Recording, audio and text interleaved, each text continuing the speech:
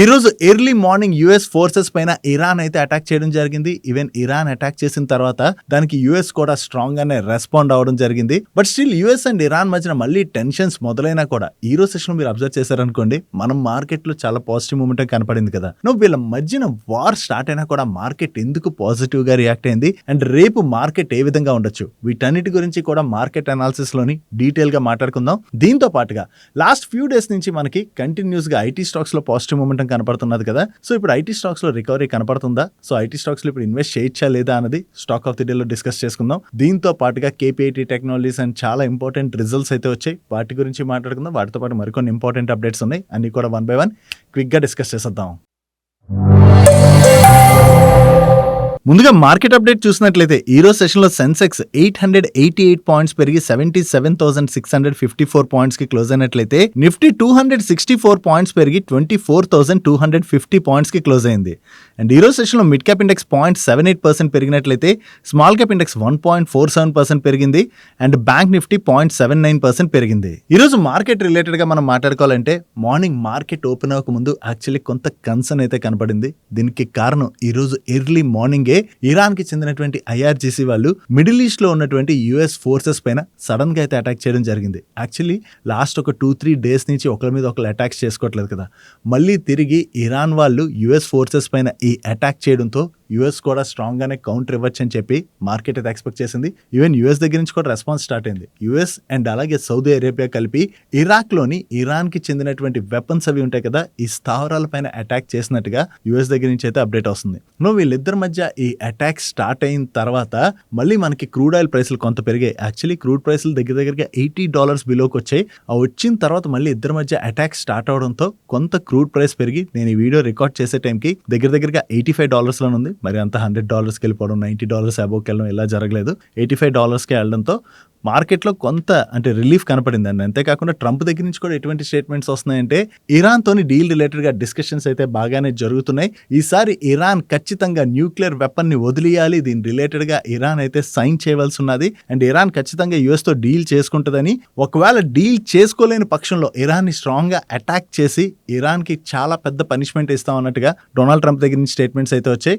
So ఈ attack తర్వాత కూడా యుఎస్ అండ్ ఇరాన్ మధ్యన ఈ డిస్కషన్స్ కంటిన్యూ అవుతున్నాయి అని చెప్పి డొనాల్డ్ ట్రంప్ దగ్గర నుంచి వచ్చినటువంటి స్టేట్మెంట్ కూడా కొంత మార్కెట్ లో రిలీఫ్ ఇవ్వడం జరిగింది. వీటితో పాటుగా ఈ రోజు మన మార్కెట్ లో మెయిన్ గా పాజిటివ్ గా రియాక్ట్ అవడానికి మరొక రీజన్ ఏంటంటే ఐటీ స్టాక్స్ కంటిన్యూస్ గా రీసెంట్ గా పెరుగుతున్నాయి కదా. ఈ రోజు సెషన్ లో కూడా మన మార్కెట్ ని ఐటీ స్టాక్స్ ఎక్కువగా పాజిటివ్ గా రియాక్ట్ అయ్యేలా చేసాయి. ఈ ఐటీ స్టాక్స్ పాజిటివ్ గా రియాక్ట్ అవడానికి రీజన్ ఏంటి అండ్ అలాగే ఐటీ స్టాక్స్ లో ఇప్పుడు మనం ఇన్వెస్ట్ చేయొచ్చా లేదా, వీటన్నిటి గురించి మనం స్టాక్ ఆఫ్ ది డే లో మాట్లాడుకుందాం. వీటితో పాటుగా కొన్ని కంపెనీస్ యొక్క నెంబర్స్ కూడా ఈ రోజు సెషన్ లోని మార్కెట్ ఎక్స్పెక్ట్ చేసిన దానికన్నా కూడా కొంత బెటర్ గానే రావడం జరిగింది అండ్ మేనేజ్మెంట్స్ దగ్గర నుంచి కూడా కొంత పాజిటివ్ గైడెన్స్ అయితే వచ్చాయి. వాటి వలన కూడా మార్కెట్లో పాజిటివ్ రియాక్షన్ చూసాం. కాకపోతే మనం మార్కెట్ రిలేటెడ్ గా గుర్తుంచుకోవాల్సినటువంటి ఒక ఇంపార్టెంట్ ఈవెంట్ ఈ రోజు నైట్ జరుగుతుంది. అదే యుఎస్ ఫెడ్ మీటింగ్ జరుగుతుంది కదా.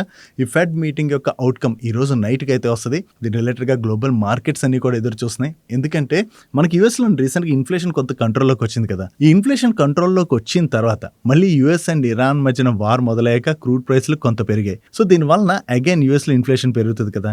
సో ఇప్పుడు యుఎస్ ఫెడ్ వాళ్ళు ఇంట్రెస్ట్ రేట్స్ రిలేటెడ్ గా ఎటువంటి డెసిషన్ తీసుకుంటారని చెప్పి గ్లోబల్ మార్కెట్స్ అన్ని కూడా వెయిట్ చేస్తున్నాయి. ఈసారి ఇంట్రెస్ట్ రేట్స్ పెంచినా పెంచకపోయినా కూడా కమింగ్ మీటింగ్స్ లోని ఇంట్రెస్ట్ రేట్స్ రిలేటెడ్ గా ఫెడ్ దగ్గర నుంచి ఎటువంటి స్టేట్మెంట్స్ వస్తాయి, యుఎస్ లోని ఇన్ఫ్లేషన్ కావచ్చు, గ్రోత్ కావచ్చు, వీటన్నిటి రిలేటెడ్ గా ఫెడ్ నుంచి ఎటువంటి స్టేట్మెంట్స్ వస్తాయని చెప్పి గ్లోబల్ మార్కెట్స్ అన్ని కూడా వెయిట్ చేస్తున్నాయి. ఒకవేళ ఫెడ్ ఇంట్రెస్ట్ రేట్స్ కనుక పెంచినట్లయితే ఫెడ్ యొక్క ఫుట్ స్టెప్స్ ని రిమైనింగ్ సెంట్రల్ బ్యాంక్స్ కూడా ఫాలో అయ్యేటువంటి అవకాశం అయితే ఉన్నది. కాబట్టి ఒకవేళ ఫెడ్ దగ్గర నుంచి ఇంట్రెస్ట్ రేట్స్ రిలేటెడ్ ఏమైనా అగ్రెసివ్ స్టేట్మెంట్స్ వచ్చాయనుకోండి, దానివల్ల డెఫినెట్ గా గ్లోబల్ మార్కెట్స్ లో మనం కొంత ప్రెషర్ అయితే చూడొచ్చు అండ్ రేపు మన మార్కెట్ పైన దాని ఇంపాక్ట్ కూడా పడేటువంటి అవకాశం ఉన్నది. కాబట్టి ఈ ఫెడ్ మీటింగ్ అన్నది ఈసారి మన మార్కెట్ కి చాలా ఇంపార్టెంట్. ఫెడ్ దగ్గర నుంచి ఎటువంటి ఇంపార్టెంట్ స్టేట్మెంట్స్ వస్తాయో చూద్దాం.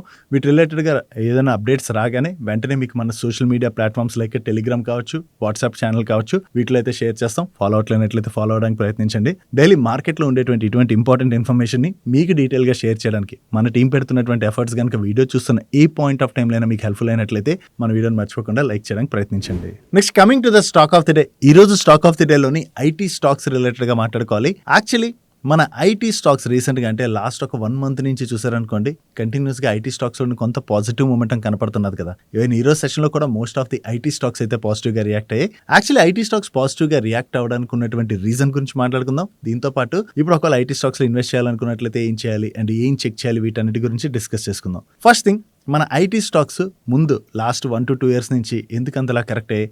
ఒకటి, మనకి యుఎస్ ఎకానమీలోని కనపడుతున్నటువంటి వీక్నెస్ తోని వీళ్ళ నెంబర్స్ అయితే వీక్గా వచ్చాయి. దానివల్ల స్టాక్స్ లో ప్రెషర్ చూసాం. దీనికన్నా కూడా మెయిన్ ఏఐ రిలేటెడ్ గా ఏదైతే కన్సర్న్ కనపడిందో దాంతోని most of the IT stocks లోని మనకి కంటిన్యూస్ గా సెల్లింగ్ ప్రెషర్ అనేది క్రియేట్ అయింది. యాక్చువల్లీ ఏఐ రిలేటెడ్ గా ఉన్నటువంటి టెన్షన్ తోనే ఐటీ స్టాక్స్ లోని ఎక్కువగా ప్రెషర్ కూడా చూసాం. ఇప్పుడు స్టాక్స్ పాజిటివ్ గా రియాక్ట్ అవడానికి రీజన్ ఏంటంటే, గ్లోబల్లీ ఉన్నటువంటి ఏఐ స్టాక్స్ అన్ని కూడా పీక్ వాల్యుయేషన్స్ కి వెళ్ళిపోవడం అండ్ ఏఐ రిలేటెడ్ గా ఇప్పుడు మార్కెట్ లో కన్సర్న్స్ మొదలయ్యాయి. అంటే అంత వాల్యుయేషన్ ఎక్స్పెన్సివ్ వెళ్ళిపోయాయి కదా, అది నిజంగా వర్తా కాదా, నిజంగా ఏ అనేది ఒక ఆపర్చునిటీయా లేదా బబులా అన్నట్టు కన్సర్న్స్ అయితే క్రియేట్ అవ్వడంతో మనకి కంటిన్యూస్ గా గ్లోబల్లీ ఎక్కడెక్కడ లిస్ట్ అయి ఉన్నటువంటి ఏ స్టాక్స్ లో చూసినా కూడా ప్రెషర్ కనపడుతుంది. ఈవెన్ సౌత్ కొరియన్ మార్కెట్ మనం చూసాం అనుకోండి, ఒక టైంలోని కంటిన్యూస్ గా పెరుగుతూ వెళ్ళినటువంటి సౌత్ కొరియన్ ఇండెక్స్ కాస్పీ అయితే రోజు ఆల్మోస్ట్ 5%, 6%, 7% అండ్ ఒక్కోసారి 10% కూడా కరెక్ట్ అవుతుంది. సో ఇంతలా ఏ స్టాక్స్ లోని ప్రెషర్ కనపడడం, ఏ రిలేటెడ్ గా ఉన్నటువంటి వరీ కూడా తగ్గడంతో మన ఐటీ కంపెనీస్ పైన ఏ యొక్క ఇంపాక్ట్ మరీ అంత ఎక్కువగా ఉండదని చెప్పి మార్కెట్లోని కొంత రిలీఫ్ కనపడేసరికి ఐటీ స్టాక్స్లోని మనకి పాజిటివ్ మూమెంట్ అన్నది కనపడుతుంది. అండ్ వాల్యుయేషన్ పరంగా మనం చూసినా కూడా లాస్ట్ 2 yearsగా majority of the IT stocks భయంకరంగా కరెక్ట్ అయ్యాయి కదా. సో అంతలా కరెక్ట్ అవడంతో చాలా అట్రాక్టివ్ వాల్యుయేషన్స్కి ఐటీ స్టాక్స్ వచ్చేసరికి కొంత బయింగ్ యాక్టివిటీ ఐటీ స్టాక్స్లోని స్టార్ట్ అయింది. కాకపోతే ఇప్పుడు ఐటీ స్టాక్స్లో బయింగ్ యాక్టివిటీ స్టార్ట్ అయిపోయింది కదా, స్టాక్స్ ఇక్కడ నుంచి కంటిన్యూస్గా రికవర్ అయిపోతాయా అండ్ స్టాక్స్లో మళ్ళీ మల్టీ బ్యాగర్ రిటర్న్స్ చూడొచ్చా అంటే, ఒక రకంగా ఐటీ కంపెనీస్ గురించి మనం మాట్లాడుకోవాలంటే yes, they are very good companies, మన ఇండియన్ ఐటీ కంపెనీస్. అండ్ అలాగే వాళ్ళకి మంచి ఆపర్చునిటీ కూడా ఉన్నది అండ్ ఏ రిలేటెడ్గా కన్సర్న్ కూడా తగ్గింది కాబట్టి అది కూడా పాజిటివ్. కాకపోతే ఐటీ కంపెనీస్ ఇక్కడ నుంచి పాజిటివ్ గా రియాక్ట్ అవ్వాలంటే మెయిన్ మనం చూడాల్సింది వీళ్ళు ఇక్కడ నుంచి గ్రోత్ ఎలా పోస్ట్ చేస్తారు అన్నది కూడా చాలా ఇంపార్టెంట్. లాస్ట్ 2 years గా మనం నెంబర్స్ చూస్తే నెంబర్స్ లో కూడా పెద్ద గ్రోత్ కనపడలేదు కదా. ఈవెన్ ఈ క్వార్టర్ నెంబర్స్ మీరు చూడండి, ఈ క్వార్టర్లో మీరు నెంబర్స్ చూసినట్లయితే పెద్ద ఐటీ కంపెనీస్లోని కొన్ని కంపెనీస్ యొక్క నెంబర్స్ ఆల్రెడీ మార్కెట్ ఎక్స్పెక్ట్ చేసింది వీక్గానే రావచ్చని, అలా వీక్గానే వచ్చాయి. కొన్ని కంపెనీస్ యొక్క నెంబర్స్ వీక్గా రావడంతో పాటుగా ఆ కంపెనీస్ వాళ్ళ ఫ్యూచర్ గైడెన్స్ని కూడా కట్ చేయడం జరిగింది. ఇన్ఫోసిస్ వాళ్ళు వాళ్ళ గైడెన్స్ కూడా కట్ చేశారు కదా. ఇప్పుడు ఐటీ కంపెనీస్ నెక్స్ట్ 1 year పాటు కూడా యుఎస్ ఎకానమీ స్ట్రగుల్ అవుతుండడంతో వీళ్ళకైతే ఆ కాంట్రాక్ట్స్ అవి ఏవైతే డీల్స్ అవి రావాలో ఆ మెజారిటీ డీల్స్ కొంత డిలే అవ్వచ్చని ఎక్స్పెక్టేషన్స్ తోనే వీళ్ళు ఏంటంటే గైడెన్స్ అది కట్ చేస్తున్నారు. దాంతో నెక్స్ట్ ఒక 6 months to 1 year వరకు డెఫినెట్ గా మనకి నెంబర్స్ లో మరీ అంత గ్రోత్ కనపడదు. గ్రోత్ మనకి కనపడినప్పుడే కదా స్టాక్స్ లో అంత పాజిటివ్ మూమెంట్ చూస్తాం. సో స్టాక్స్ అయితే అట్రాక్టివ్ వాల్యుయేషన్ లో ఉన్నా కూడా ఇక్కడ నుంచి గ్రోత్ ఒకవేళ నెక్స్ట్ 1 year డెలివర్ చేయలేదనుకోండి, మనకి మరీ భయంకరమైన ర్యాలీ అన్నది కనపడదు. బట్ 1 year తర్వాత యుఎస్ ఎకానమీలోని వన్స్ రికవరీ కనుక స్టార్ట్ అయినట్లయితే డెఫినెట్ గా అది మన ఐటీ కంపెనీస్ కి అయితే పాజిటివ్ ప్లే చేస్తుంది. సో చూడాలి యుఎస్ ఎకానమీ ఎప్పుడు రికవర్ అవుతుంది అన్నది. బట్ యాజ్ ఆఫ్ ను చూసినట్లయితే మనకి వెంటనే కంగారు పడిపోయి ఇన్వెస్ట్ చేసేయాలా, కంపెనీస్లో ఒక్కసారి మనకి మల్టీ బ్యాగర్ రిటర్న్స్ చూసేస్తామంటే అలాంటి సిచ్యువేషన్ అయితే లేదు. వన్స్ యుఎస్ ఎకానమీ రికవర్ అయిన తర్వాతే మన ఐటీ కంపెనీస్లో కూడా మంచి రికవరీ చూసేటువంటి అవకాశం ఉన్నది అన్నది గుర్తుపెట్టుకోవాలి. నెక్స్ట్ కేపీఐటీ టెక్నాలజీస్ రిలేటెడ్గా మాట్లాడుకోవాలి. మీకు గుర్తున్నట్లయితే కొన్ని రోజుల క్రితం కేపీఐటీ టెక్నాలజీస్ వాళ్ళ మేనేజ్మెంట్ ఏం షేర్ చేసింది, ఈ క్వార్టర్లో వీళ్ళ నెంబర్స్ వీక్గా వస్తాయని షేర్ చేసింది కదా. ఆ అప్డేట్ వీళ్ళు రిలీజ్ చేసిన దగ్గర నుంచి స్టాక్లో అయితే మనం కంటిన్యూస్గా ప్రెషర్ చూస్తాం. ఈ రోజు సెషన్లో కేపీఐటీ టెక్నాలజీస్ వాళ్ళ నెంబర్స్ వచ్చాయి, నెంబర్స్ అనుకున్నట్టుగానే వీక్గా ఉన్నాయి. బట్ స్టిల్ ఈ రోజు సెషన్లో మీరు చూసారనుకోండి స్టాక్ అయితే పాజిటివ్గా రియాక్ట్ అయింది. నెంబర్స్ వీక్గా ఉన్న స్టాక్ ఎందుకు పాజిటివ్గా రియాక్ట్ అయిందంటే, ఇక్కడ నెంబర్స్ ఫస్ట్ డిస్ప్లే చేస్తాను చూడండి, దాని తర్వాత స్టాక్ ఎందుకు పాజిటివ్గా రియాక్ట్ అయిందో మాట్లాడుకుందాం. వీళ్ళ నెంబర్స్ మీరు చూసినట్లయితే ఇయర్ ఆన్ ఇయర్లోని వీళ్ళ రెవెన్యూస్లో గ్రోత్ డెలివర్ చేసిన సీక్వెన్షియల్ బేసిస్లో రెవెన్యూస్లో డ్రాప్ కనిపిస్తుంది అండ్ ప్యాట్లో ఇయర్ ఆన్ ఇయర్లో చూసినా క్వార్టర్ ఆన్ క్వార్టర్లో చూసినా డ్రాప్ కనిపిస్తుంది. స్టాక్ పాజిటివ్గా రియాక్ట్ అవ్వడానికి రీజన్స్ 2 ఉన్నాయి.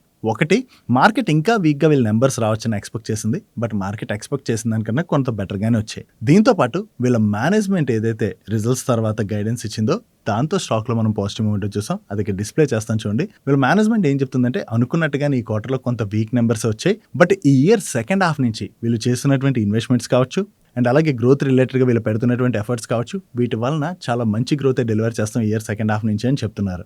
మేనేజ్మెంట్ దగ్గర నుంచి గైడెన్స్ రావడంతోనే స్టాక్లో మనం పాజిటివ్ మూమెంట్ చూసాం.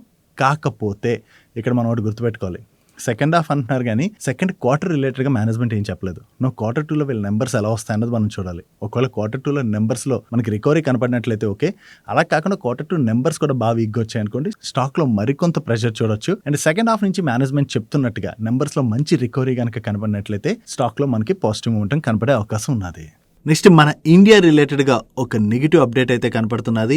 యుఎస్ వాళ్ళు రష్యా నుంచి మనం క్రూడ్ ఆయిల్ని ఎక్కువగా సప్లై చేసుకుంటున్నందుకు, మనమే కాదు ఏవైతే కంట్రీస్ ఎక్కువగా రష్యా నుంచి క్రూడ్ ఆయిల్ సప్లై చేసుకుంటున్నాయో ఆ కంట్రీస్ పైన ప్రీవియస్ గా 500% టారిఫ్స్ అయితే ప్రపోజ్ చేశారు కదా. దాని తర్వాత మనకి ట్రేడ్ డీల్ రిలేటెడ్ నెగోషియేషన్స్ అవడం ఇటువంటివన్నీ జరగడం తర్వాత పెద్దగా టారిఫ్స్ రిలేటెడ్ గా ప్రాబ్లం లేకపోయినా కూడా ఇప్పుడు మళ్ళీ యుఎస్ అనేది ఏం చేస్తుందంటే రష్యా నుంచి ఎక్కువగా క్రూడ్ కొంటున్నటువంటి 5 మేజర్ కంట్రీస్, ఒకటి ఇండియా, చైనాతో పాటుగా స్లోవాకియా, హంగేరీ అండ్ అలాగే అజర్బైజాన్, ఈ 5 కంట్రీస్ పైన కూడా 100% టారిఫ్స్ విధించాలని చెప్పి ప్రపోజల్ ఏదైతే ఉన్నదో దాన్ని అయితే పాస్ చేయడం జరిగింది. యాజ్ ఆఫ్ నో ఈ బిల్ కి యుఎస్ సెనెట్ లో సపోర్ట్ దొరికింది. మరి వీళ్ళు ఈ టారిఫ్స్ మన పైన వేస్తారా లేదా అన్నది చూడాలి. ఎందుకంటే మనతోని ట్రేడ్ డీల్ రిలేటెడ్ గా ఒక పక్క నెగోషియేషన్స్ జరుగుతున్నాయి. నెగోషియేషన్స్ జరుగుతున్న ఈ టైంలో మళ్ళీ 100% టారిఫ్స్ ఇండియా పైన వేసినట్లయితే ఏం జరుగుతుంది? ఆటోమేటిక్ గా ట్రేడ్ డీల్ కి పెద్ద వాల్యూ ఉండదు కదా. సో ఇప్పటి వరకు ప్రపోజల్ అయితే కొంత పాస్ అయింది. సో ఫర్దర్ గా యుఎస్ ఏం చేస్తుంది అండ్ ఇండియా ఏ విధంగా రెస్పాండ్ అవుతుంది అన్నది మనం చూడవలసి ఉన్నది. నెక్స్ట్ స్విగ్గీ అండ్ జొమాటో వాళ్ళకి కర్ణాటకలోని షాక్ తగిలేటువంటి అవకాశం అయితే కనిపిస్తుంది. బెంగళూరు రెస్టారెంట్స్ అసోసియేషన్ వాళ్ళు ఏం చేశారంటే ఆగస్ట్ 15th వరకు స్విగ్గీ అండ్ జొమాటోకి ఒక డెడ్ లైన్ అయితే విధించారు. దీనిలోని వీళ్ళు కొన్ని కన్సర్న్స్ అయితే రైజ్ చేయడం జరిగింది. వాటిని main Swiggy and Zomato address చేయాలని చెప్పి వీళ్ళు అడుగుతున్నారు. యాక్చువల్లీ స్విగ్గీ జొమాటో వీళ్ళ దగ్గర నుంచి హై కమిషన్ చార్జ్ చేస్తుంది అండ్ అలాగే డీప్ డిస్కౌంటింగ్ ప్రాక్టీసెస్ ఏదైతే పాల్గొంటుందో దాని వలన కొంతవరకు బిజినెస్ ఇంపాక్ట్ అవుతున్నాయి కొంతమందివని. అండ్ అలాగే రెస్టారెంట్ అండ్ అలాగే స్విగ్గీ జొమాటో మధ్య కాంట్రాక్ట్స్ ఏవైతే జరుగుతున్నాయో టర్మ్స్ అన్ని కూడా ఒక్క సైడ్ అంటే స్విగ్గీ అండ్ జొమాటో వైపు ఉండే విధంగా వాళ్ళు చూస్తున్నారు. దానివల్ల రెస్టారెంట్స్ అన్ని ఇబ్బంది పడుతున్నాయి కాబట్టి వీటి రిలేటెడ్ ఉన్న కన్సర్న్స్ అన్ని అడ్రస్ చేయాలి. అడ్రస్ చేయకపోతే ఆగస్ట్ 15th తర్వాత ఈ ప్లాట్ఫామ్స్ నుంచి వచ్చేటువంటి ఆర్డర్స్ అన్ని కూడా ఆపేస్తామని చెప్పి బెంగళూరు రెస్టారెంట్స్ అసోసియేషన్ అయితే స్విగ్గీ జొమాటోకి అల్టిమేటం విధించినట్టుగా మనీ కంట్రోల్ వాళ్ళు అయితే రిపోర్ట్ చేస్తున్నారు. చూడాలి దీనికి స్విగ్గీ జొమాటో ఏ విధంగా రెస్పాండ్ అవుతుంది అన్నది. ఒకవేళ బెంగళూరులోని స్విగ్గీ జొమాటో ఆర్డర్లను కనుక ఆపినట్లయితే వీళ్ళ బిజినెస్ పైన ఇంపాక్ట్ పడుతుంది. కంప్లీట్లీ ఆపేలేరులేండి. ఒకవేళ ఈ కన్సర్న్స్ ని అడ్రస్ చేయకపోతే అట్లీస్ట్ 1-2 days ఆగినా కూడా దాని యొక్క ఇంపాక్ట్ వీళ్ళ బిజినెస్ పైన పడేటువంటి అవకాశం ఉన్నది. కాబట్టి స్విగ్గీ జొమాటో వాళ్ళు రెస్టారెంట్స్ అసోసియేషన్ తోని ఈ ఇష్యూని ఏ విధంగా సార్ట్అవుట్ చేసుకుంటారన్నది మనం చూడాలి. నెక్స్ట్ గవర్నమెంట్ దగ్గర నుంచి ఒక కొత్త ప్రపోజల్ వచ్చినట్టుగా అప్డేట్స్ వస్తున్నాయి. ఇది కనుక పాస్ అయినట్లయితే కొన్ని 2-wheeler కంపెనీస్ కి అయితే బిగ్ రిలీఫ్ గా మనం చూడొచ్చు. యాక్చువల్లీ ఈ 2-wheelers ఏవైతే ఉన్నాయో వాటిలోని స్పెసిఫిక్ టెక్నాలజీతో బ్రేకింగ్ సిస్టమ్ లైక్ ABS కావచ్చు ఇటువంటి వాటిని పెట్టాలి సేఫ్టీ నార్మ్స్ కోసం అని చెప్పి గవర్నమెంట్ ప్రీవియస్ గా ఒక ప్రపోజల్ తెచ్చింది కదా. బట్ దీన్ని ఇంక్లూడ్ చేస్తే ఏమవుతుంది? ఎంట్రీ లెవెల్ వెహికల్స్ యొక్క కాస్ట్ పెరిగిపోతుంది కదా. దానివల్ల వెహికల్ సేల్స్ కూడా ఇంపాక్ట్ అవుతాయి. ఇప్పుడు అందుకని చెప్పి గవర్నమెంట్ ఏం చేస్తుందంటే ఇలా స్పెసిఫిక్ టెక్నాలజీని పెట్టకుండా ప్రీవియస్ గా ఉన్నటువంటి CBS ఏదైతే ఉన్నదో దీనిలోని కొన్ని చేంజెస్ తీసుకొచ్చి వెహికల్ ని బ్రేక్ కొట్టినట్లయితే ఇంత డిస్టెన్స్ లో ఆగాలని ఒక రూల్ తీసుకొచ్చినట్లయితే చాలా మందికి హెల్ప్ఫుల్ అవుతుందని చెప్పేసి గవర్నమెంట్ అయితే ఆ రూల్ ని తీసుకురావడానికి ప్రయత్నిస్తున్నట్టుగా మీడియా ప్లాట్ఫామ్స్ అయితే రిపోర్ట్ చేస్తున్నాయి. ఒకవేళ ఇదే తీసుకొచ్చినట్లయితే మ్యాండేటరీగా ABS పెట్టవసరం లేదు కాబట్టి ఎంట్రీ లెవెల్ వెహికల్స్ యొక్క కాస్ట్ ఇంపాక్ట్ అవ్వకుండా ఉంటుంది. దానివల్ల సేల్స్ కూడా పెద్దగా ఇంపాక్ట్ అవ్వవు. సో గవర్నమెంట్ దీని రిలేటెడ్ గా ఏం డెసిషన్ తీసుకుంటుంది అన్నది చూడాలి. ఒకవేళ గవర్నమెంట్ ఈ ప్రపోజల్ ని కనుక పాస్ చేసినట్లయితే మెయిన్లీ ఎంట్రీ లెవెల్ 2-wheelers ని ఎవరైతే సేల్ చేస్తారో లైక్ ఎక్కువగా హీరో మోటోకార్ప్ వాళ్ళకి ఇక్కడ షేర్ ఉన్నది. సో హీరో మోటోకార్ప్ కి పాజిటివ్ అవుతుంది. దీంతో పాటు బజాజ్, TVS ఇటువంటి కంపెనీస్ అన్ని కూడా సేల్ చేస్తాయి. అండ్ అలాగే ఈ component suppliers like ask automotive ఉన్నది కదా, వీళ్ళు సప్లై చేస్తుంటారు కాబట్టి వాళ్ళకి పాజిటివ్ అవుతుంది. కాకపోతే ABS సప్లయర్స్ అంటే బాష్ కావచ్చు, ఎండ్యూరెన్స్ టెక్ కావచ్చు ఇటువంటి కంపెనీస్ కి అయితే ఇది కొంత నెగిటివ్ అయ్యే అవకాశం ఉంది. బట్ యాజ్ ఆఫ్ నో ఇది అఫీషియల్ కాదు. గవర్నమెంట్ దగ్గర నుంచి అఫీషియల్ గా ఏదైనా అనౌన్స్మెంట్ వస్తుందా అన్నది మనం చూడవలసి ఉన్నది. నెక్స్ట్ మన కంట్రీలోని ఎలక్ట్రిక్ వెహికల్ అడాప్షన్ పెంచడానికి గవర్నమెంట్ అయితే స్ట్రాంగ్ గా ప్రయత్నిస్తుంది కదా. వేరే స్టేట్ గవర్నమెంట్స్ కూడా దీని రిలేటెడ్ ఇన్సెంటివ్స్ అయితే అనౌన్స్ చేస్తున్నాయి. దీనిలో భాగంగా ఇప్పుడు హర్యానా గవర్నమెంట్ హర్యానాలోని ఎవరైనా సరే అప్ టు 30 lakh వరకు వాల్యూ ఉన్నటువంటి ఎలక్ట్రిక్ వెహికల్స్ ని కొనుక్కుంటారో వాళ్ళకి 100% మోటార్ వెహికల్ ట్యాక్స్ ఎగ్జంప్షన్ ని అనౌన్స్ చేయడం జరిగింది. సో ఈ ట్యాక్స్ ఎగ్జంప్షన్ లభించడం వల్ల మనకి వెహికల్ కాస్ట్ అన్నది తగ్గుతుంది. కాబట్టి చాలా మంది ఎలక్ట్రిక్ వెహికల్స్ ని కొనడానికి చూసేటువంటి అవకాశం ఉంది. దీనివల్ల ఎలక్ట్రిక్ వెహికల్ సేల్స్ అయితే పెరగచ్చు. ఓవరాల్ గా స్టేట్ గవర్నమెంట్స్ కావచ్చు, సెంట్రల్ గవర్నమెంట్స్ దగ్గర నుంచి ఏవైతే ఇన్సెంటివ్ స్కీమ్స్ వస్తున్నాయో దానివల్ల ఎలక్ట్రిక్ వెహికల్ సేల్స్ పెరుగుతాయి. కాబట్టి ఈ ఎలక్ట్రిక్ వెహికల్స్ మ్యానుఫ్యాక్చర్ చేసేటువంటి కంపెనీస్ కి అది బిగ్ బెనిఫిట్ కానుంది. నెక్స్ట్ టిప్స్ మ్యూజిక్ వాళ్ళ దగ్గర నుంచి ఈ రోజు ఒక ఇంపార్టెంట్ అప్డేట్ వచ్చింది. వీళ్ళ బోర్డు ఈ ఆగస్ట్ 5th రోజున మీట్ అయ్యి వీళ్ళ ఈక్విటీ షేర్స్ ఒక బైబ్యాక్ ప్రపోజల్ ని కన్సిడర్ చేయబోతున్నారు చేయబోతున్నట్టుగా అనౌన్స్ చేయడం జరిగింది. సో వీళ్ళు ఏ ప్రైస్ లో బైబ్యాక్ చేస్తారన్నది మనం చూడవలసి ఉన్నది. Next Mahindra and Mahindra and అలాగే వీళ్ళు రీసెంట్ గా ఎక్వైర్ చేసినటువంటి SML మహీంద్రా ఉన్నది కదా, ఈ రెండు కంపెనీస్ దగ్గర నుంచి ఒక ఇంపార్టెంట్ అప్డేట్ అయితే వచ్చింది. మహీంద్రా అండ్ మహీంద్రా వాళ్ళ దగ్గర ఉన్నటువంటి ట్రక్ అండ్ బస్ డివిజన్ ఏదైతే ఉన్నదో దీన్ని కంప్లీట్ గా SML మహీంద్రా, అలాగే SML మహీంద్రా చేసేది కమర్షియల్ వెహికల్ బిజినెస్ కదా, సో దానికి స్లంప్ సేల్ బేసిస్ లోని వీళ్ళు ఆ బిజినెస్ అయితే సేల్ చేస్తున్నారు. ఓవరాల్ గా ఈ బిజినెస్ ని మహీంద్రా అండ్ మహీంద్రా 525 crores కి సేల్ చేస్తున్నట్టుగా అనౌన్స్ చేయడం జరిగింది. అండ్ ఈ ట్రాన్సాక్షన్ ఫైనాన్షియల్ ఇయర్ 27 ఎండింగ్ కల్లా కంప్లీట్ అవుతుందని చెప్పి వీళ్ళు ఎక్స్పెక్ట్ చేస్తున్నారు.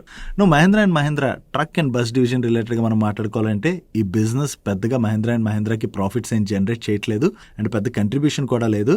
సో అందుకని మహీంద్రా అండ్ మహీంద్రాలో ఈ బిజినెస్ ఉంచుకునే కన్నా కమర్షియల్ వెహికల్ బిజినెస్ చేసేటువంటి SML మహీంద్రాకి ట్రాన్స్ఫర్ చేసినట్లయితే కంప్లీట్ గా ఈ కమర్షియల్ వెహికల్ బిజినెస్ అంతా కూడా ఒకే కంపెనీ అండర్ లోకి వస్తుంది కాబట్టి దాని రిలేటెడ్ గా బెటర్ గా వర్క్ చేయొచ్చు అని చెప్పి వీళ్ళు ఈ బిజినెస్ అయితే సేల్ చేస్తున్నారు. ప్రెసెంట్ మహీంద్రా అండ్ మహీంద్రా వాళ్ళ స్ట్రక్చర్ ఎలా ఉంది అండ్ దాని తర్వాత ఏ విధంగా మారుతుంది అన్నది మీరు ఇక్కడ స్క్రీన్ పై చూడొచ్చు. ఈ బిజినెస్ ని SML మహీంద్రాకి ట్రాన్స్ఫర్ చేసిన తర్వాత ఓవరాల్ గా ఇక్కడ ఉన్నటువంటి వెహికల్ పోర్ట్ఫోలియో ఏదైతే ఉందో మహీంద్రా అండ్ మహీంద్రా ఇది SML మహీంద్రాకి యాడ్ అవబోతుంది. దీంతో ఫైనాన్షియల్ ఇయర్ 31 కల్లా వీళ్ళు 12,500 crores బిజినెస్ ని క్రియేట్ చేయబోతున్నట్టుగా SML మహీంద్రా వాళ్ళు వాళ్ళ ప్రెజెంటేషన్ లో షేర్ చేయడం జరిగింది. అండ్ ప్రెసెంట్ వీళ్ళు నెంబర్ 3 ప్లేయర్ గా ఉన్నట్లయితే ఇండస్ట్రీ లీడర్ గా మారుదాం అనుకుంటున్నారంట ILCV బస్సెస్ బిజినెస్ లోని అండ్ అలాగే రిమైనింగ్ బిజినెస్ లోని ఏ విధంగా వీళ్ళు గ్రోత్ డెలివర్ చేద్దాం అనుకుంటున్నారు అన్నది మీరు ఇక్కడ స్క్రీన్ పై చూడొచ్చు.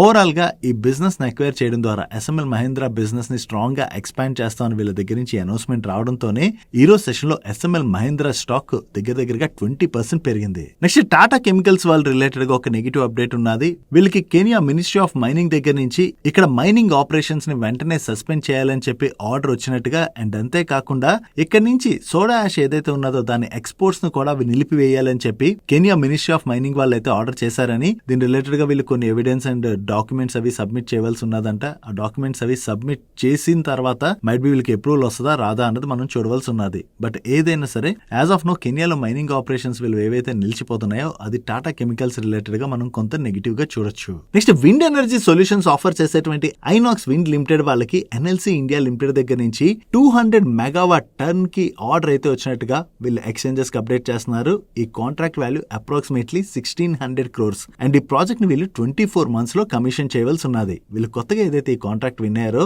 ఇది ఐనాక్స్ విండ్ లిమిటెడ్ వాళ్ళ రిలేటెడ్ గా మనం పాజిటివ్ గా చూడొచ్చు.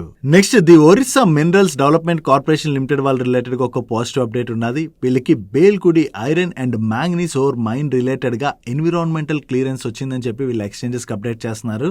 ఓవరాల్ గా ఈ మైన్ 1276.79 హెక్టర్స్ లో ఉన్నది. సో ఈ మైన్ రిలేటెడ్ గా వీళ్ళకి ఏదైతే ఎన్విరాన్మెంటల్ క్లియరెన్స్ వచ్చిందో దాంతో వీళ్ళు ఇక్కడ ఆపరేషన్స్ అయితే స్టార్ట్ చేసుకోవచ్చు కాబట్టి ఓవరాల్ గా ఇది వీళ్ళ రిలేటెడ్ గా పాజిటివ్ గా చూడొచ్చు. నెక్స్ట్ గ్లాండ్ ఫార్మా వాళ్ళకి US FDA దగ్గర నుంచి సుగామాడెక్స్ ఇంజెక్షన్ రిలేటెడ్ గా అప్రూవల్ వచ్చినట్టుగా వీళ్ళు ఎక్స్చేంజెస్ కి అప్డేట్ చేస్తున్నారు.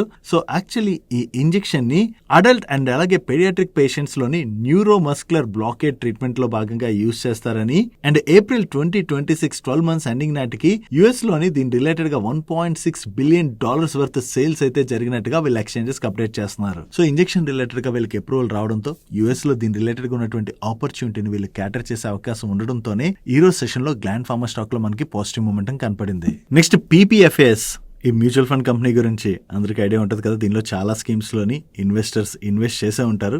ఈ PPFAS లోని CIO అయినటువంటి మిస్టర్ రాజీవ్ టక్కర్ గారు ఆయన స్టేక్ లోని కొంత పార్ట్ ఆఫ్ ది స్టేక్ ని సెల్ చేసినట్టుగా అయితే అప్డేట్స్ వస్తున్నాయి. ఓవరాల్ గా ఆయన హోల్డ్ చేస్తున్నటువంటి స్టేక్ లోని 0.33% స్టేక్ ని వైట్ ఓక్ క్యాపిటల్ ఆల్టర్నేటివ్ ఇన్వెస్ట్మెంట్ ఫండ్ కి అయితే ఈయన సెల్ చేయడం జరిగింది. ఈయన స్టేక్ ఏ ప్రైస్ లో సేల్ చేశారో దాన్ని బట్టి మనం చూసినట్లయితే ప్రెసెంట్ PPFAS ని దగ్గరగా 15,800 crores కి అయితే వాల్యూ చేయడం జరిగింది. ఓవరాల్ గా చూసుకుంటే రీసెంట్ గా వేరియస్ మ్యూచువల్ ఫండ్ కంపెనీస్ అయితే వచ్చి లిస్ట్ అవుతున్నాయి కదా మార్కెట్ లోని. చూడాలి ఇంకా ఫ్యూచర్ లో కొత్త కంపెనీస్ ఏ వచ్చి లిస్ట్ అవుతాయి అన్నది. ఈ బిజినెస్ ఏదైతే ఉన్నదో ఈ బిజినెస్ కి ఓవరాల్ గా లాంగ్ టర్మ్ లోనే చాలా మంచి ఆపర్చునిటీ మన ఇండియాలో ఉన్నది. నెక్స్ట్ L&T వాళ్ళ నెంబర్స్ వచ్చి వీళ్ళ నెంబర్స్ ఎలా ఉన్నాయో చూద్దాం. వీళ్ళ రెవెన్యూస్ లో ఇయర్ ఆన్ ఇయర్ లో 7% గ్రోత్ డెలివర్ చేసినట్లయితే ప్యాట్ లోని 14% గ్రోత్ డెలివర్ చేయడం జరిగింది. అండ్ ఈ క్వార్టర్ లోని వీళ్ళకి ఓవరాల్ గా 1,08,014 crores వర్త్ ఆర్డర్స్ అయితే వచ్చాయి. ఇయర్ ఆన్ ఇయర్ లోని వీళ్ళ ఆర్డర్ ఇన్ఫ్లోస్ లో 14% గ్రోత్ డెలివర్ చేయడం జరిగింది. అండ్ ఈ క్వార్టర్ ఎండింగ్ నాటికి వీళ్ళ దగ్గర 7.79 lakh crores worth order book అయితే ఉన్నది. అండ్ ఈ ఆర్డర్స్ లోని 56% of the contribution international orders అని చెప్పి వీళ్ళు షేర్ చేస్తున్నారు. ఓవరాల్ గా చూసుకుంటే ఈ క్వార్టర్ లో L&T వాళ్ళ నెంబర్స్ అయితే డీసెంట్ గానే ఉన్నాయి. అండ్ దీంతో పాటుగా L&T ఏంటి వాళ్ళకి కువైట్ ఆయిల్ కంపెనీ దగ్గర నుంచి హైడ్రోకార్బన్ ఆన్షోర్ బిజినెస్ లోని మేజర్ ఆర్డర్ వచ్చినట్టుగా వీళ్ళు ఎక్స్చేంజెస్ కి అప్డేట్ చేస్తున్నారు. దీన్ని వీళ్ళు మేజర్ ఆర్డర్ అంటున్నారంటే order value 5,000 to 10,000 crores in between ఉంటుంది. నెక్స్ట్ ఈ రోజు సెషన్ లో కార్ట్రేట్ టెక్ వాళ్ళ నెంబర్స్ వచ్చాయి. ఈరోనీర్ లో వీళ్ళ నెంబర్స్ బాగున్నాయి కానీ సీక్వెన్షియల్ బేసిస్ లో వీళ్ళ నెంబర్స్ లో డ్రాప్ కనిపిస్తుంది. లాస్ట్ ఇయర్ సేమ్ క్వార్టర్ తో కంపేర్ చేస్తే ఈ క్వార్టర్ లో వీళ్ళ రెవెన్యూస్ లో 16% గ్రోత్ డెలివర్ చేసినట్లయితే ప్యాట్ లో 20.6% గ్రోత్ డెలివర్ చేశారు. బట్ ప్రీవియస్ క్వార్టర్ తో కంపేర్ చేస్తే మాత్రం ఈ క్వార్టర్ లోని వీళ్ళ రెవెన్యూస్ లో 1% డ్రాప్ కనపడుతున్నట్లయితే ప్యాట్ లో 20% డ్రాప్ కనిపిస్తుంది. సీక్వెన్షియల్ బేసిస్ లో వీళ్ళ ప్యాట్ లో ఇంత డ్రాప్ కనపడడానికి రీజన్ ప్రీవియస్ క్వార్టర్ లోని వీళ్ళకి అడ్జస్టెడ్ ట్యాక్స్ ఎక్స్పెన్సెస్ వచ్చి యాడ్ అవడం వల్ల వీళ్ళ ట్యాక్స్ ఎక్స్పెన్సెస్ చూడండి ఎంతలా తగ్గాయో. సో ఈ ట్యాక్స్ ఎక్స్పెన్సెస్ ప్రీవియస్ క్వార్టర్ లో తగ్గడంతోనే మనకి ప్యాట్ లో ఇంత జంప్ అయితే కనిపిస్తుంది. Otherwise profit before tax number మీరు కంపేర్ చేశారనుకోండి, ఎస్ వీళ్ళ ప్యాట్ డ్రాప్ అయింది కానీ మరి ఇంత సిగ్నిఫికెంట్ గా వీళ్ళ ప్రాఫిట్ లోని డ్రాప్ అయితే లేదు. బట్ ఓవరాల్ గా చూసుకుంటే ఈరోనీర్ లో వీళ్ళ నెంబర్స్ బాగున్నా సీక్వెన్షియల్ బేసిస్ లో వీళ్ళ నెంబర్స్ కొంత వీక్ గా ఉండడంతో స్టాక్ లో అయితే మనకి ప్రెషర్ కనపడింది. అండ్ దీంతో పాటుగా కార్ట్రేట్ టెక్ వాళ్ళు స్పినీ వాళ్ళతోని పార్ట్నర్షిప్ అయితే అనౌన్స్ చేయడం జరిగింది. ఈ స్పినీతో పార్ట్నర్షిప్ లో భాగంగా యూజ్డ్ కార్ బయింగ్ అండ్ అలాగే సెల్లింగ్ ఏదైతే ఉన్నదో దాన్ని కంప్లీట్ గా ఇద్దరు కలిపి ట్రాన్స్ఫార్మ్ చేయబోతున్నట్టుగా వీళ్ళు ఎక్స్చేంజెస్ కి అప్డేట్ చేయడం జరిగింది. నెక్స్ట్ ఈ రోజు సెషన్ లో దేవ్యాని ఇంటర్నేషనల్ వాళ్ళ నెంబర్స్ వచ్చి వీళ్ళ నెంబర్స్ ఎలా ఉన్నాయో చూద్దాం. వీళ్ళ రెవెన్యూస్ లో ఈరోనీర్ లో 16% గ్రోత్ డెలివర్ చేసినట్లయితే సీక్వెన్షియల్ బేసిస్ లో 10% గ్రోత్ డెలివర్ చేశారు. అండ్ ప్యాట్ విషయంకి వచ్చేసరికి లాస్ట్ ఇయర్ సేమ్ క్వార్టర్ లో వీళ్ళు జస్ట్ 2.2 crores ప్యాట్ జనరేట్ చేస్తే ఈ క్వార్టర్ లోని వీళ్ళు 17 crores ప్యాట్ జనరేట్ చేయడం జరిగింది. అంటే ఈరోనీర్ లో వీళ్ళ ప్యాట్ లో 600% పైన వీళ్ళు గ్రోత్ డెలివర్ చేయడం జరిగింది. అండ్ ప్రీవియస్ క్వార్టర్ లో అయితే వీళ్ళు 9.8 crores లాస్ అయితే జనరేట్ చేశారు. ఓవరాల్ గా వీళ్ళ నెంబర్స్ బాగున్నాయి. అండ్ దీంతో పాటుగా ఈ క్వార్టర్ లోని వీళ్ళు positive same store sales growth అయితే డెలివర్ చేయడం జరిగింది. And coming to the business highlights, overall గా ఈ క్వార్టర్ లోని వీళ్ళు 11 న్యూ KFC స్టోర్స్ ని ఇండియాలోని యాడ్ చేసినట్లయితే 2 స్టోర్స్ ని థాయిలాండ్ లో యాడ్ చేయడం జరిగింది. అండ్ వీళ్ళ ఇంటర్నేషనల్ బిజినెస్ లో కూడా ఈ క్వార్టర్ లోని మంచి గ్రోత్ డెలివర్ చేశారు. ఓవరాల్ గా ఈ క్వార్టర్ లో వీళ్ళ నెంబర్స్ చాలా బాగుండడంతో మనకి స్టాక్ లో పాజిటివ్ మూమెంటం కనపడింది. ఇక్కడి నుంచి ఇదే గ్రోత్ మూమెంటం ని కనుక ఈ కంపెనీ డెలివర్ చేయగలిసినట్లయితే డెఫినెట్ గా దేవ్యాని ఇంటర్నేషనల్ కి పాజిటివ్ అవుతుంది. ఈవెన్ దేవ్యాని ఇంటర్నేషనల్ అనే కాదు, ఈ క్వార్టర్ లో అబ్జర్వ్ చేసినట్లయితే most of the quick chain service restaurants operate చేసేటువంటి కంపెనీస్ అన్ని కూడా బెటర్ నెంబర్స్ ని డెలివర్ చేస్తున్నాయి. నెక్స్ట్ ఈ రోజు సెషన్ లో RN80 వాళ్ళ నెంబర్స్ వచ్చే వీళ్ళ నెంబర్స్ ఎలా ఉన్నాయో చూద్దాం. లాస్ట్ ఇయర్ సేమ్ క్వార్టర్ తో కంపేర్ చేస్తే ఈ క్వార్టర్ లో వీళ్ళ ఆపరేటింగ్ రెవెన్యూలో డీసెంట్ గ్రోత్ డెలివర్ చేశారు. And last year same quarter లో వీళ్ళు జస్ట్ 82 lakhs ప్యాట్ జనరేట్ చేసినట్లయితే ఈ క్వార్టర్ లో వీళ్ళు 1.26 crores ప్రాఫిట్ జనరేట్ చేయడం జరిగింది. బట్ ప్రీవియస్ క్వార్టర్ తో కంపేర్ చేస్తే మాత్రం ఈ క్వార్టర్ వీళ్ళు ఆపరేటింగ్ రెవెన్యూలోను ప్యాట్ లో డ్రాప్ కనపడుతుంది కదా.